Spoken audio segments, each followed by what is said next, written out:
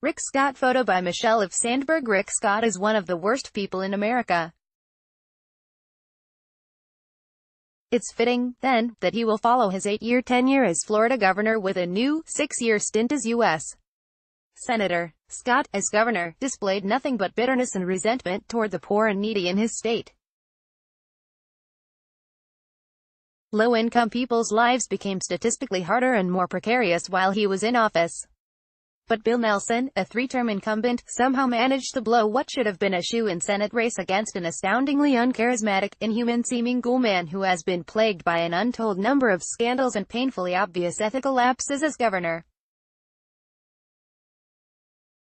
Although Miami Herald columnist and author Carl Hiaasen once labeled Scott the worst governor in state history, Nelson still lost to him.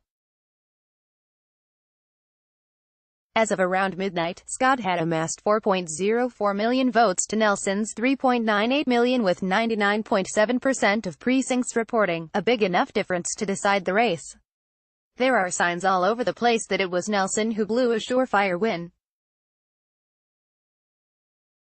Scott won this race in the middle of a red tide crisis that he personally had a hand in creating. Protesters showed up to scream at Scott in typically sleepy towns, including even the retiree-filled villages.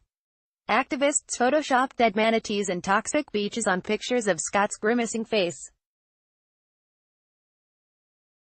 That's only Scott's latest scandal. Anyone who paid a lick of attention to him knows what type of person he is. Even before he ran for office, he was an admitted Medicare thief. He ran in 2011 by bashing immigrants. He released an attack ad to personally scream at a constituent because she once called him an asshole. He infamously banned state workers from using the term climate change in the state that stands to be most impacted by the phenomenon.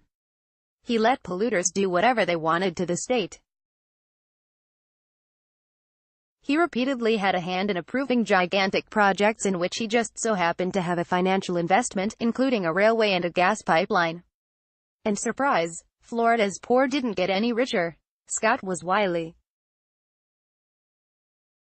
He shied away from appearing too often on Fox News and endorsing outright Trumpism, thus appearing more moderate than incoming Gov. Ron DeSantis. Nelson, in contrast, had no idea what to offer voters.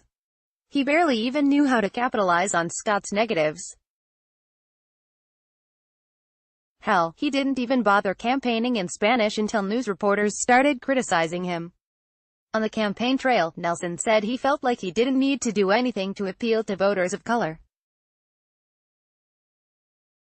He has been a lawmaker for roughly 4 decades, but the only major headlines he generated in 2018 related to the fact that voters mostly did not know who he was. He refused to endorse any even moderately progressive proposals, including Medicare for All, which polls well across the state.